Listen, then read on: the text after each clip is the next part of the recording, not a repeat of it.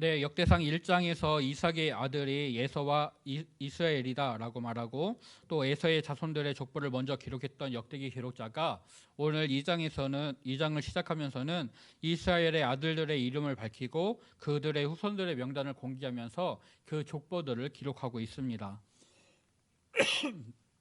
1절과 2절에서 이스라엘의 아들들의 이름이 나오는데요. 이 이름의 순서는 창세기 35장 23절부터 26절에 있는 그 명단과 비슷합니다. 이것을 비슷하다라고 말씀드리는 것은 창세기 35장 23절을 보면 레아의 아들들은 야곱의 장자 루벤과 그 다음 시므온과 레위와 유다와 이스라엘과 스불로니오라고 하여서 이스라엘 즉 야곱이 결혼한 순서대로 그의 아내 레하, 라헬, 비라, 실바 이 네 명의 아내의 이름들을 말하고 그녀를 통해서 낳은 아들들의 이름이 이러하다라고 말하고 있는데 역대기에서는 이 어머니의 이름은 빼고 아들들의 이름만 쭉 나열하고 있습니다. 그리고 역대기에서는 스불론 다음에 단의 이름을 기록을 하고 있습니다. 스불론은 레아의 아들이고 단은 비라의 아들입니다. 그래서 창세기에서는 스불론 다음에 라헬의 아들은 요셉과 베냐민이 나오고 그 다음에 단과 납달리가 나오게 되는데 역대기에서는 요셉과 베냐민 앞에 단을 놓고 그 다음에 요셉과 베냐민을 말하고 그 이후에 단의 이제 동생인 납달리를 기록을 하고 있습니다. 역대기 기자가 왜 이렇게 변경을 해서 이 족보를 기록했는지는 그 이유가 명확하지는 않습니다.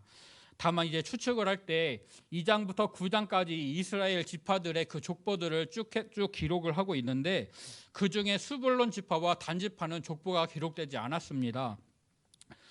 그래서 역대기 기자가 어떤 이유인지는 알 수 없지만 스불론과 단 지파의 족보를 기록하지 않았기 때문에 스불론 이름 다음에 단의 이름을 기록한 것은 아닐까라고 추측을 하기도 합니다.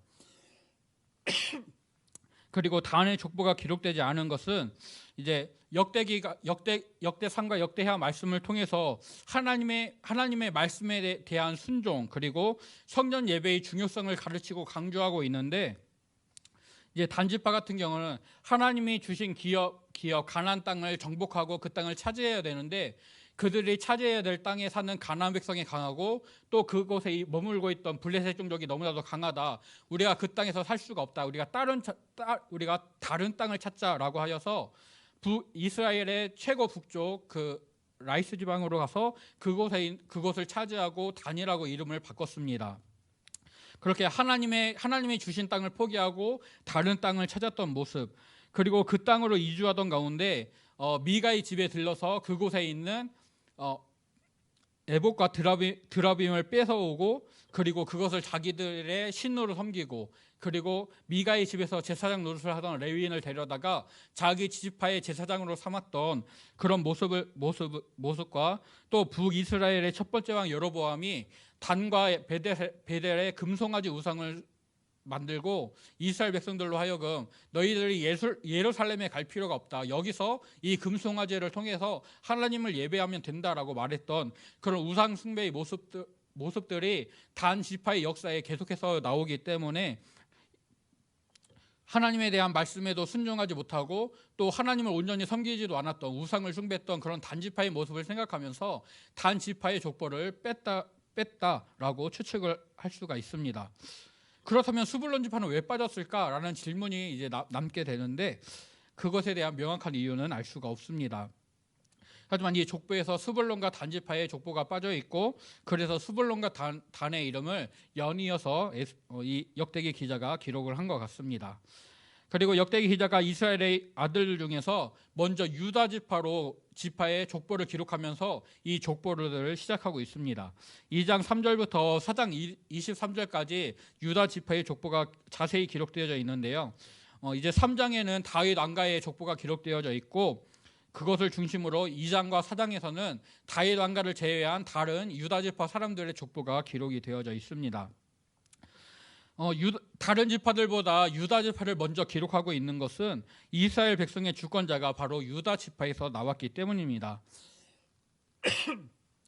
역대상 28장 4절을 보게 되면 다윗이 성전 건축을 준비하면서 백성들에게 말을 하는데 그러나 이스라엘 하나님 여호와께서 전에 나를 내 부친의 온 집에서 택하여 영원히 이스라엘의 왕이 되게 하셨나니 그 하나님의 유다 지파를 택하사 머리를 삼으시고 유다의 가문에서 내 부친의 집을 택하시고 내 부친의 아들들 중에서 나를 기뻐하사 온 이스라엘의 왕을 삼으셨느니라 라고 말하고 있습니다. 또 역대상 5장에는 르우벤 지파의 족보를 기록하는데, 르우벤은 이스라엘의 첫째 아들이었지만 아버지의 침상을 더럽혔습니다. 그래서 장자의 명분을 잃게 됩니다. 그래서 역대상 5장 2절을 보게 되면 유다는 형제보다 뛰어나고 주권자가 유다에게서 났으나 장자의 명분은 요셉에게 있느니라 라고 하여서 르우벤이 잃어버린 장자의 명분이 요셉에게로 넘어갔고, 그러나 이스라엘의 주권자는 유다에게서 나왔다라고 기록을 하고 있습니다. 창세기 그래서 유다의 족보가 먼저 나오면서 유다가 낳은 아들들이 언급이 됩니다. 창세기 38장에는 이제 유다의 아들 이름이 엘과 오난과 셀라로 나오게 되는데, 오늘 본문에서는 에르, 오난, 셀라라고 이제 엘의 이름이 에르라고 변경이 되어져 있습니다. 유다는 가나안 사람 중 수아라 하는 사람의 딸과 결혼하여서 이 세 아들을 낳았습니다. 그리고 맏아들 에르를 이제 다말이라는 여인과 결혼을 시켰는데, 에르가 여호와 보시기에 악을 행하여 죽임을 당하게 되었고, 창세기를 보게 되면 유다는 둘째 아들 오난에게 형수 다말을 취하여서 형의 계보를 이어라라고 말을 합니다. 그런데 오난은 자식을 낳아도 그것이 자기 자식이 되는 것이 아니라 형의 계보를 잇게 되니까 그것을 싫어하였고, 이것이 하나님 보시기에 약하여서 오난도 죽임을 당하게 되었습니다. 이제 유다의 막내 아들 셀라를 다말에게 주어야 되는데, 셀라를 아꼈던 유다가 셀라 주는 것을 싫어하여서 시간을 끌게 되었습니다. 결국 다말이 창녀로 분장하여서 유다와 이제 관계를 맺게 되었고, 이제 다말이 유다를 통해서 베레스와 세라 쌍둥이를 낳게 됩니다. 그리고 베레스의 아들이 헤스론과 하물이고 세라의 아들은 시므리와 에단과 헤만과 갈골과 다라 5명이다 라고 말씀을 하고 있습니다. 직계가 아닌 계보를 먼저 말을 하고, 그 다음에 정통계보, 직계의 계보를 말하는 역대기 기자는 이제 베레스와 헤스론을 통해 이어지는 유다의 정통 계보를 말하기 전에 이제 세라의 계보를, 그 자손들을 먼저 말하고 있습니다. 6절에 나오는 명단 중에서 에단과 헤만, 갈골, 다라는 세라의 세라의 친아들이 아니라 먼 후손들을 가리킵니다. 열왕기상 4장 31절을 보게 되면 솔로몬 왕의 지혜로움을 말하면서 그는 모든 사람보다 지혜로워서 예스라 사람 에단과 마올의 아들 헤만과 갈골과 다르다보다 나음으로 그의 이름이 사방 모든 나라에 들렸더라 라고 기록을 하고 있습니다. 역대기 2장 6절에 기록된 명단과 비교하면 시므리를 빼고 이 다르다라는 이름을 다라라고 바꾸는 것만 빼면은 그 이름과 나오는 순서가 모두 같습니다. 즉 열왕기상 4장 31절 말씀을 비교하게 되면 이제 세라의 아들은 시므리이고 에단, 헤만, 갈골, 다라는 세라의 후손인 것입니다. 이 후손들 4명을 세라의 아들들로 기록을 하는 것은 그 세라의 족보를 다 기록하지 않고 나름대로 중요한 인물들, 그 인물들만 간략히 기록하기 위해서라고 생각을 할 수가 있습니다. 이 명단 중에 에단과 헤만은 시편 88편과 89편을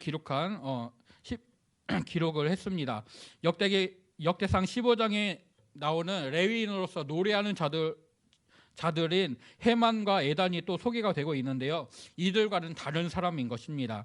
시편에서는 그 제목에 에스라인 헤만과 에스라인 에단이라는 표제가 붙어 있어서 이들이 레위 지파의 헤만과 에단이 아니라 세라의 자손 중에 솔로몬 시대의 지혜로운 사람이었던 예스라 사람 에단과 헤만이다라는 것을 알려주고 있습니다. 그리고 7절에서는 갈미의 아들 아갈이 진멸시킬 물건을 범하여서 이스라엘을 괴롭힌 자라라고 말하고 있습니다. 여호수아 7장에 기록된 세라의 증손 삽디의 손자 갈미의 아들 아간을 가리키고 있습니다. 이 기록과 비교하면은 세라의 아들 시므리의 다른 이름이 삽디라는 것을 알 수가 있습니다. 이렇게 세라의 족보에서 그 족보를 다 언급하지 않고 중요 인물들만 언급한 이후에 다윗 왕으로 연결되는 정통계보 베레스를 통해 베레스의 아들 헤스론의 족보가 나오게 됩니다. 헤스론은 여라무엘과 람과 글루벨을 낳았고 그 중에 람을 통해서 다윗 왕이 나오게 되었습니다. 람, 암미나답, 나손, 살마, 보아스, 오벳, 이세로 이어지는 이 족보는 루키 4장에 기록된 족보 그리고 마태복음 1장에 기록된 예수님의 족보와 그 내용이 같습니다. 단지 이제 루키와 마태복음에서는 나손의 아들의 이름이 살몬으로 나오는데 여기 역대상에서는 살마라고 기록이 되어져 있습니다. 그리고 나손을 특별히 유다 자손의 방백이다라고 소개를 하고 있습니다. 출애굽기 6장 23절을 보게 되면 아론이 암미나답의 딸 나손의 누이 엘리세바와 결혼을 하였다라고 기록하여서 아론과 나손이 동서지간이었음을 알려주고 민수기 2장 3절에서는 유다 진영이 동방의 동쪽에 진을 치는데 유다 자손의 지휘관은 암미나답의 아들 나손이다라고 하여서 출애굽할 때 그 유다 지파의 지휘관이 나손이었다라는 것을 알려줍니다. 즉 유다 지파의 족보를 쭉 기록하면서 이 나손이 유다 자손의 방백이었다라는 이 언급을 통해서 이 나손의 시대에 이스라엘 백성들이 애굽에서 나와 하나님의 약속하신 땅 가나안 땅으로 들어오게 됐다라는 것을 알려주는 것입니다. 이후에 이제 이새의 아들들이 7명으로 소개가 됩니다. 사무엘상 16장에는 사무엘 선지자가 하나님의 명령으로 베들레헴으로 가서 이새의 아들들을 만나는 장면이 나옵니다. 그때 이새의 7 아들을 만났는데 하나님이 택하여서 기름 부으실 자가 없었고 사무엘이 이새에게 너의 아들들이 이들이 전부냐라고 물을 때 막내 아들이 있는데 그가 양을 치고 있습니다라고 대답을 합니다. 이것을 통해서 이새의 아들이 8명이라는 것을 알려주고 있습니다. 또 사무엘상 17장에도 이새의 8아들 중에 장성한 3명이 전쟁에 참여 골리앗과의 싸움이 있었던 전쟁에 참여했다라고 말씀하여서 이새의 아들이 8명이다라는 것을 알려줍니다. 아마도 다윗이 기름 부음을 받고 골리앗과 싸워서 그를 죽인 다음에 그 다윗의 형들 중에 한 명이 죽게 되었고 그래서 역대기에서는 그를 빼고 이새의 아들들을 7명으로 그리고 다윗을 7째 아들로 소개를 하고 있는 것 같습니다.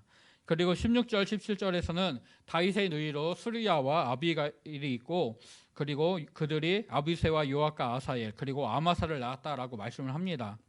사무엘하 17장 25절을 보게 되면은 수르야의 동생이 아비갈이라고 소개가 되고 그들이 나하스의 딸이라고 말하고 있습니다. 아마도 이새가 나하스가 죽은 후에 그의 아내였던 여자와 결혼하여서 그들이 이새의 가족으로 들어온 것 같습니다. 그래서 수르야와 아비가일이 낳았던 이제 암마사 그리고 아비새와 요압과 아사엘은 다윗 왕 시절에 군대 장군들로서 큰 군사적인 활약들을 하였습니다. 이제 18절에서는 헤스론의 아들 중에 갈렙을 말합니다. 그리고 이 42절에서는 이 갈렙이 여라무엘의 아우라고 말을 하여서 이 갈렙이 9절에 나오는 글루베의 다른 이름이라는 것을 알 수가 있습니다. 우리가 잘 아는 이 산지를 내게 주시옵소서라고 말했던 헤브론을 점령했던 그 갈렙과는 다른 사람인 것이죠. 글루베인 갈렙이 아수바와 여리옷을 아내로 맞아서 아들을 낳았고 또 에브라스에게 장가되어서 훌을 낳았습니다. 훌은 우리는 부살레를 낳습니다. 훌은 출애굽기 17장에서 아말렉이 이스라엘 진영의 후미를 공격하였고 여호수아가 이것에 맞서 싸워서 아말렉과 싸우게 되고 모세가 산 꼭대기에 올라가서 기도를 하게 될 때 아론과 함께 모세를 놓아서 모세의 손이 내려오지 않도록 도왔던 인물이 바로 훌입니다. 그리고 훌의 손자인 부살렐은 하나님이 택하여 부르셔서 성막의 기구들을 만들게 하셨던 바로 그 사람입니다. 그 다음에 헤스론이 64에 길르앗 땅에 사는 므낫세 지파 마길의 딸에게 장가들어서 수굽을 낳았고 수굽의 야일을 낳았다라고 말씀을 합니다. 그리고 야일이 길르앗 땅에서 23개의 성읍을 가졌습니다. 그러나 그술과 아람이 야일의 23성읍을 포함한 길르앗의 60성읍을 빼앗았다라고 말씀을 하고 있는데요. 민수기 32장 41절과 42절을 보면 므낫세의 아들 야일이 가서 촌락들을 빼앗고 그곳을 하본 야일이라 불렀다라고 말씀합니다. 또 신명기 3장 14절을 보면 므낫세의 아들 야일이 그술 족속과 마아가 족속의 경계까지와 아르고 온 지방을 점령하고 자기의 이름으로 이 바산을 오늘날까지 하본 야일이라 불렀다라고 말씀하고 있습니다. 수굽의 아들 야일은 유다 지파 헤스론의 손자였지만 그가 므낫세 지파 길라 땅에서 주로 활동하였고 그러니까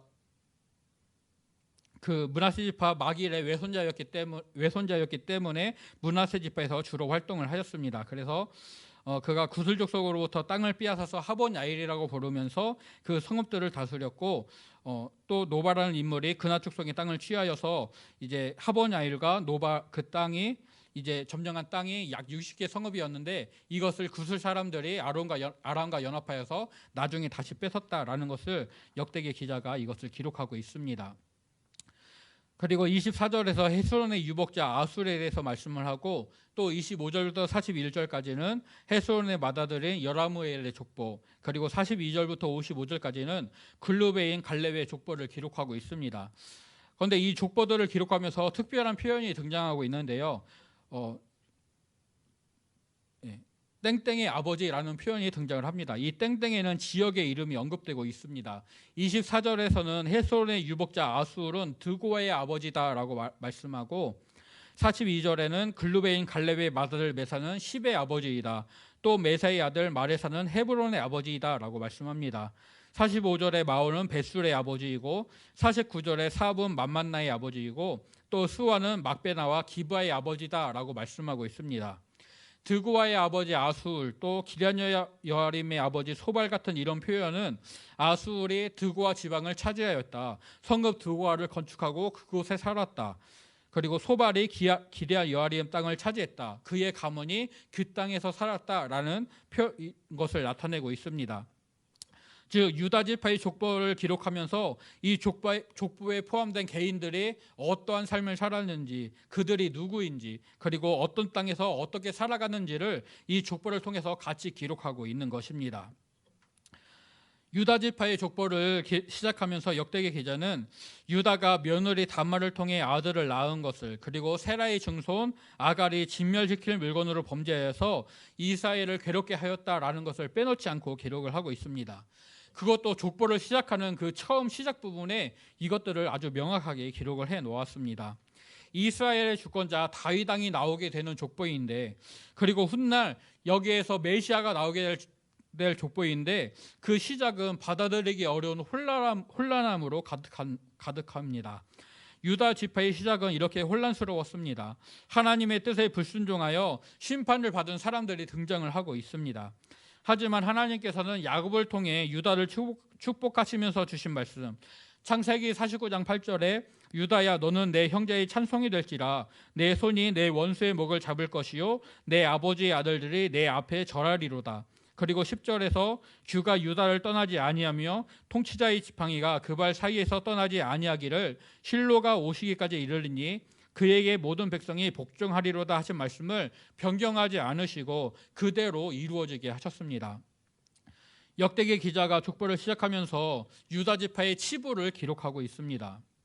그래서 유다 지파의 사람들이 이스라엘의 주권자를 배출시킬 만한 어떤 자격이나 조건, 어떤 성품, 뛰어남 이런 것들이 있지 않았다라는 것을, 즉 하나님의 선택을 받을 만한 그런 조건들을 가지고 있지 않았다라는 것을 알려주고 있습니다. 유다 지파에서 이스라엘의 주권자가 세워지는 것은 하나님의 선택하심이고 또 하나님의 뜻대로 하나님의 은혜의 선택으로 이루어지는 이라는 것을 우리에게 알려주는 것입니다. 하나님은 유다의 혈통을 통하여서 역사하셨지만 유다도 그의 아들들도 그런 영광을 받을 만한 아무런 조건이나 자격을 갖추지 못했습니다. 물론 어떤 사람이든지 어떤 지파든지 이런 자격을 하나님 앞에 내세울 수 없을 것입니다. 하지만 이스라엘의 주권자 다윗이 나타나는 혈통을 선택하시는 하나님의 계획과 뜻은 오직 그 주권과 그 주권에 의해서 하나님의 은혜에 의해서 이루어진다라는 것을 이 족보를 통해서 우리에게 분명히 가르쳐주고 있습니다. 이것은 포로 생활에서 귀환하게 된 백성들도, 즉 이 역대기의 족보를 읽게 되는 포로에서 돌아온 백성들도 그들이 포로 생활 중에 뭐 하나님 앞에 회개를 했다든지 아니면 그 70년의 시간 동안 신실하게 살았다든지 하는 어떤 자격을 갖춰서가 아니라 하나님께서 자기의 이름을 아끼시고 하나님의 뜻과 은혜로 그들을 돌아오게 하셨다는 그 사실에 집중하게 합니다. 또 가나안 땅에 돌아와서 살아가는 그 삶도 하나님의 돌보심을 받을 자격이나 조건이 그들에게 없음을, 오직 하나님의 은혜로 그들을 지키시고 돌보신다라는 것에 집중하게 하고 있습니다. 신실하신 사랑의 하나님께서 이스라엘 백성들과 언약을 맺으셨고 그 언약을 신실하게 아주 믿음직스럽게 지키시고 있을 뿐입니다. 오늘 주님의 은혜로 살아가는 우리들도 마찬가지입니다. 성경은 우리가 하나님의 선택을 받고 은혜를 받을 만한 자격을 전혀 갖추지 못했다라고 분명히 가르쳐 줍니다. 모든 사람이 죄를 범하여 하나님의 영광에 이르지 못하였고 자기 죄의 문제를 해결할 수가 없었습니다. 오직 하나님의 사랑으로 예수 그리스도께서 이 땅에 오셔서 우리의 죄를 대속하셨고 하나님의 은혜로 인하여 믿음으로 말미암아 우리가 죄의 용서를 받고 구원을 얻은 자 되었습니다.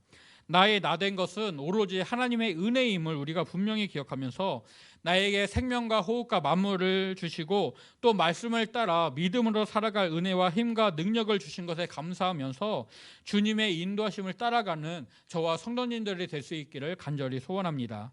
빌립보서 4장 11절을 보게 되면 바울이 나는 어떤 형편이든지 나는 자족하기를 배웠다라고 고백을 합니다. 그래서 비천에 처할 줄도 알고 풍요에 처할 줄도 안다. 내가 배고픔이나 풍부할 때나 궁핍할 때나 이것에 대한 일체의 비결을 배웠다라고 말씀하고 있습니다. 그래서 내게 능력 주시는 자 안에서 내가 모든 것을 할 수 있다라고 고백을 합니다. 그가 어떤 형편에 있던지 하나님이 주신 것에 만족하면서 감사할 수 있는 마음이 있었기 때문에 그가 어떠한 형편에서라도 하나님을 인정하고 자족하기를, 그래서 그곳에 어떤 환경에서든지 모든 것을 할 수 있는 그런 능력을 얻게 된 것입니다.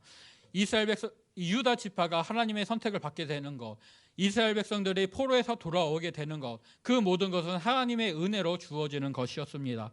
또한 오늘의 삶 또한 하나님의 은혜로 우리가 받게 된 것입니다. 우리가 이것을 분명히 기억하면서 하나님으로 인하여 만족하고 하나님으로 인하여서 우리의 모든 것을 은혜로 고백할 수 있는 그런 은혜가 있기를 간절히 소원합니다.